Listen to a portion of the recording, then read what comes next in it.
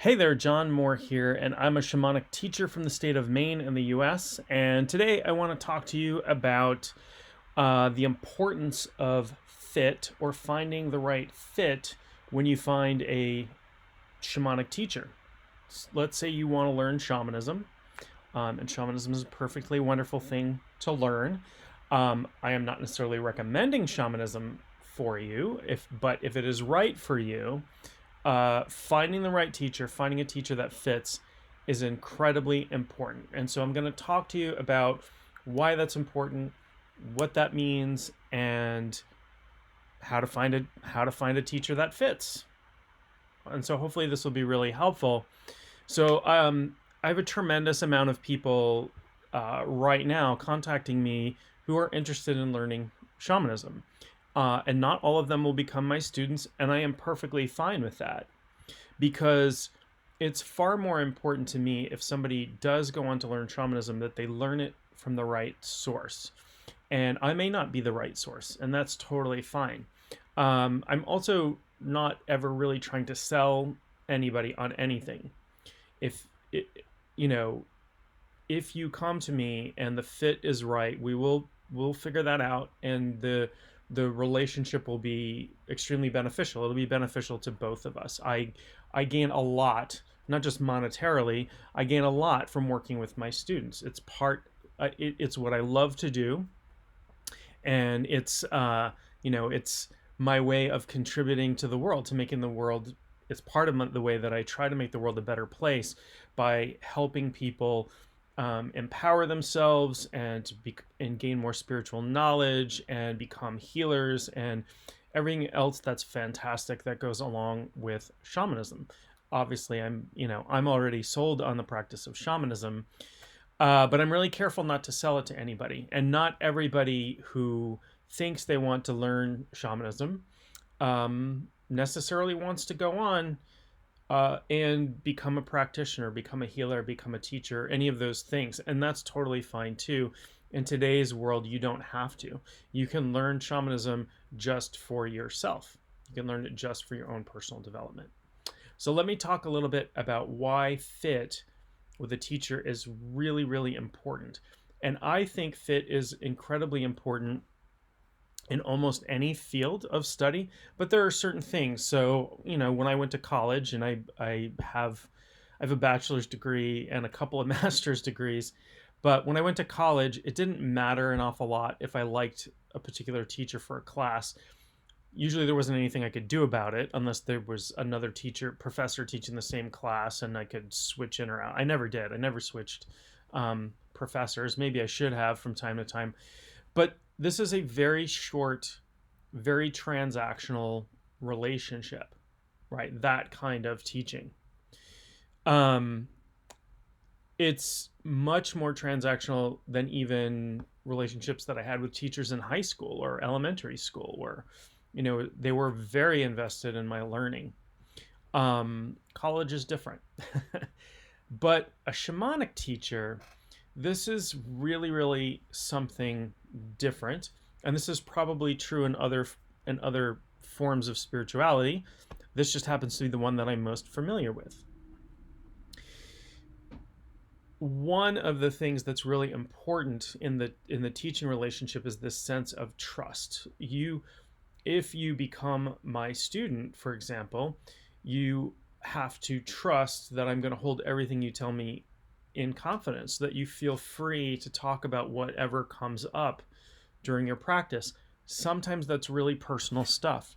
Sometimes it's traumatic stuff. Sometimes it is, somebody has a physical condition that is not necessarily public knowledge, and that's fine. And sometimes people don't even want other people to know that they're studying shamanism. They might be in a situation where they might not be accepted by their family or members of their community, but this is where they really want to be. So trust is a really important part of fit.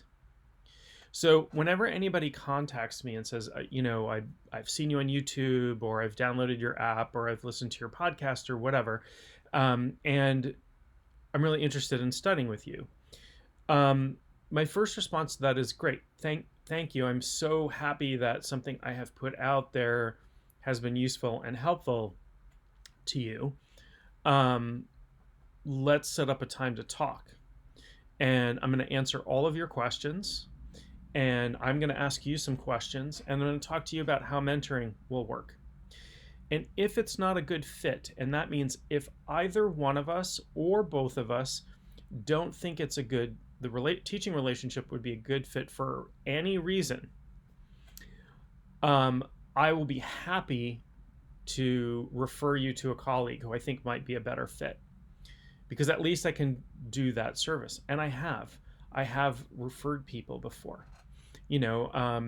Somebody contacted me recently and said, I'm really interested in learning shamanism, but I think I really want to take some classes.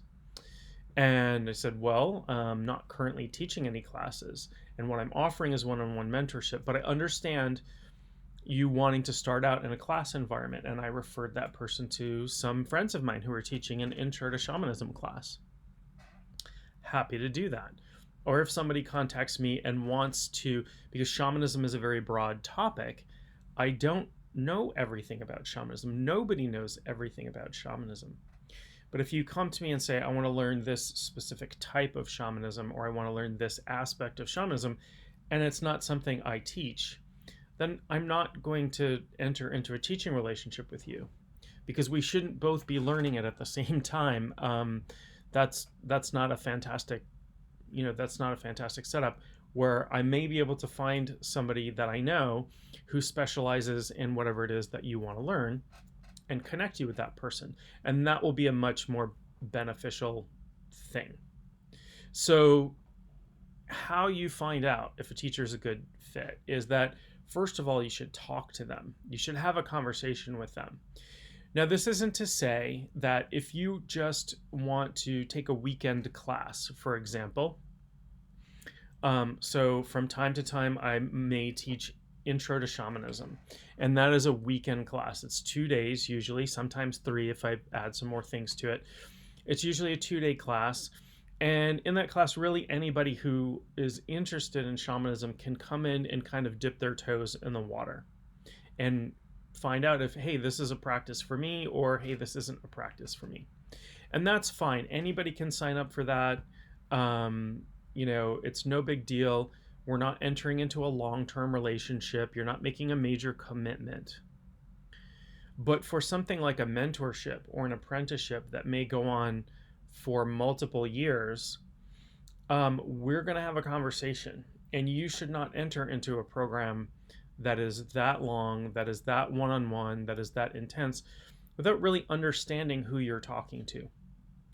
So when I started out in shamanism, it was kind of interesting. I got a clear message from Spirit that I should learn shamanism. And, I thought, gosh, how am I going to do that? I don't live in Peru or Mongolia or whatever. And really, people back then weren't teaching anything online. It wasn't available that way either. So I did find a teacher who wound up being my teacher for I studied with her for 6 or 7 years. And, we first had a conversation over the phone, and she said, you have missed my last Intro to Shamanism class, and that's a prerequisite for doing my apprenticeship. But, come to my office and talk to me and have a conversation, and we'll figure out, and if it works, we'll figure something out. So I did. And this was after I had a long conversation with her. I drove to her office. I sat down, and one-on-one, we had a conversation about what I knew about shamanism, about what I expected, about my spiritual background, about my personal background. I asked her questions. She answered my questions. And I felt really, really comfortable with her. And this is a piece of advice for you. Pay attention to how you feel with this person that you're talking to. And that includes me. If you contact me and we have a conversation, and something that I say or some mannerism about me or something about me doesn't feel comfortable for you, pay attention to that. And I'm okay with that. I'm not going to be offended by that. If you're like, this just doesn't feel right to me, you don't have to explain to me. You don't have to apologize to me. You know, it's fine. That's great. Pay attention to that. I want you to pay attention to your feelings. So she said, okay, well, oh, and sorry to go back to my story. And I filled in a very long application. She had a really, really long application. Now, I don't do applications for mentorship. I might do applications for apprenticeships. And the difference between an apprenticeship and a mentorship is when I do mentoring, it's one-on-one. You meet with me for an hour every other week or something along those lines. And it's one-on-one. And it's no big deal because the relationship is just between us. In an apprenticeship, usually you are one of 10 or 20 people, and there are residencies where you're staying overnight in the same building with other people. And as a teacher, you do have to kind of be careful about who you let into your program, because it's your job to protect your students as much as you can, as much as is reasonable, from disruptive forces and negativity and all of those things that can come into an apprenticeship. And the other aspect with apprenticeship is it is a long-term commitment. Apprenticeships are 1 or 2 years long, and it's really, unless something comes up for you, it's really not cool to drop out of an apprenticeship. You have to know that this is something you're committed to. Where apprenticeship, if something happens down the line and it's not going well for you, or you need to take some time off or that sort of thing, there isn't a large group of people depending on you. So that's why I primarily teach through mentorship these days. That may change. Who knows? But have this conversation with the person, get all of your questions answered. Think of some questions before you go in. What's important to you, right? How am I going to learn? Are you, some questions I've had, in the logistics of it is something that, I would always go over with, like, okay, we're going to meet for an hour once every other week. And in between times, you're going to have some stuff to work on. And, the logistical stuff, like, that's kind of baseline. But ask some questions about teaching philosophy. Ask some questions about what am I going to learn in the beginning, and how what's the progression. And if I'm going down a certain pathway and I decide I'm interested in something else, can we shift gears, and how would that work? Those kinds of questions, and anything else you can think of. And when I meet with potential students or clients, I always tell them, I'm an open book. I mean, I'm not going to tell you the PIN number on my ATM card or my social security number, but if you ask me questions about my training or my learning or my experience, without giving away client information, confidential client information, that sort of thing, I'm going to answer you. I'm going to tell, and I'm going to be 100% transparent and honest. So that's a really important factor. Another incredibly important factor with any kind of spiritual teacher is this and you can decide what's right for you. Is this a guru relationship, or is this a guide relationship? And I always tell my students, I am a guide, not a guru. You don't come to me to answer all your questions. You don't come to me to interpret your journeys, interpret your dreams, to find answers. I'm a guide. I'm here to lead you through experiences so you can find your own answers. It's important for me as a teacher and as a practitioner to empower the people I work with, not to create a dependent relationship with them. If that's what you want, that's fine, but that's not me, and that's not going to be a fit. And ultimately, I will actually argue that that's setting you up for learning shamanism in a way that it should not be learned, right? If you are not, shamanism is a path of direct revelation. It means you get your answers for you when you learn shamanism. I know that's really different than some teaching relationships where you go to your teacher to answer all of your questions. It's different. I can answer questions on the mechanics of things. I had lots of great questions from the students I have are fantastic, and lots of great questions from them. And somebody asked me recently, when should I go to the upper world? When should I go to the lower world? When should I go to the middle world? My answer was, well, you're going to find that out. Like, you're going to find that out over time. But this is how you find that out. Okay. I'm going to give you a way to get your own answers. And that's my job as a shamanic teacher.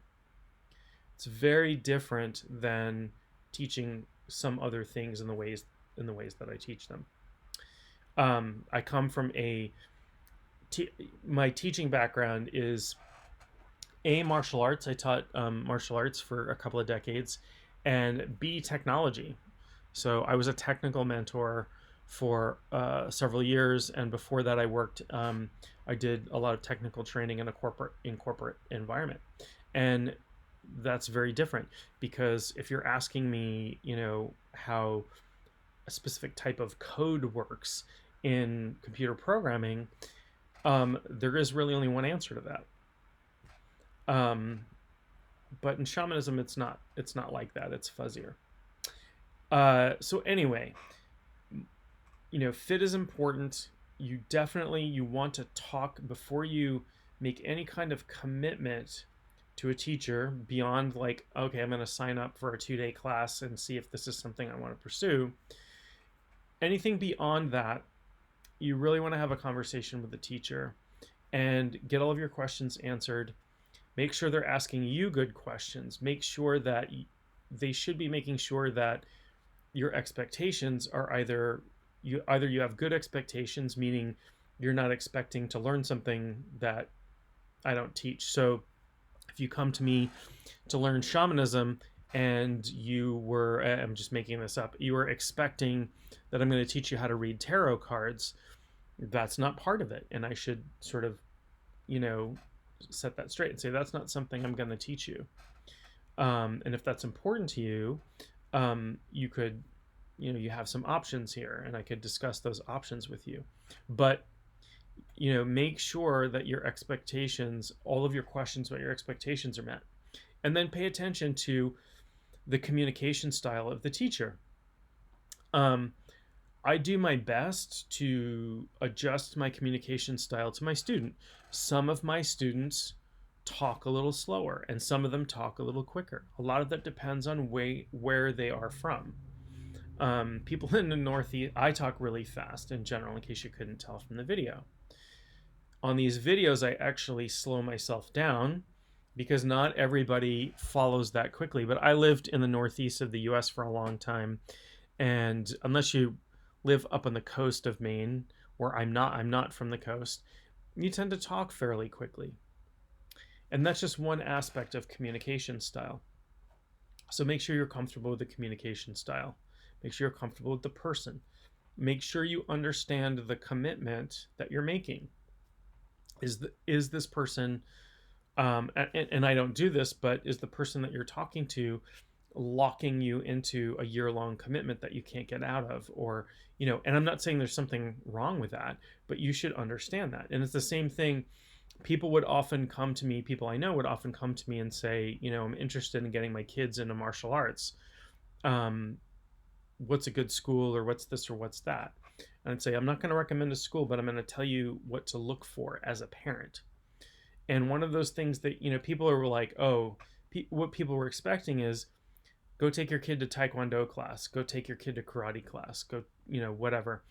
And that's the least of your concerns, right? One of the concerns that nobody ever talked about is, what kind of a contract do they have? If you get locked into a year-long contract and you're paying, $150 every month, or whatever kids' martial arts classes cost these days, and your kid drops out after 2 weeks, are you stuck paying? Is there a way out? And what does that mean to you? Are you going to try to force your kid to go to something that they don't want to be a part of? So that's part of understanding, and understand the commitment that you're making, what you're getting into, all of those things. And ultimately pay attention to your heart. How do you feel about this person? Do you feel a sense of trust with them? Do you like how they explain things to you when you ask questions? Are they paying attention to you? Are they listening to you? Are they treating you as if you are as important as they are? Because you are, even more so. I don't jive with the egotistical type of spiritual teachers out there. Don't ever question what I say, kind of stuff. That's not my style. Maybe that's what you're looking for. Just make sure that it's a fit. That's what I mean by fit. I might be looking for something completely different than what you'd be looking for in a teacher. Pay attention to that. Understand what that is before you go in. It's critical because this is an important relationship. It will impact your ability to learn. It'll impact the depth at which you learn, and it'll impact your experience with shamanism. I got lucky and had the most fantastic teacher who was the first shamanic teacher I ever spoke to. And I knew from talking to her on the phone that I wanted to learn from her, but it took me an application and a conversation in her office and doing some outside training before she'd let me into her apprenticeship. But that relationship, I studied with her for more than 6 years, and I have an ongoing professional relationship with her now, and that is incredibly, incredibly valuable to me. So I hope this has been helpful. Please subscribe to my channel, and I will talk to you real soon.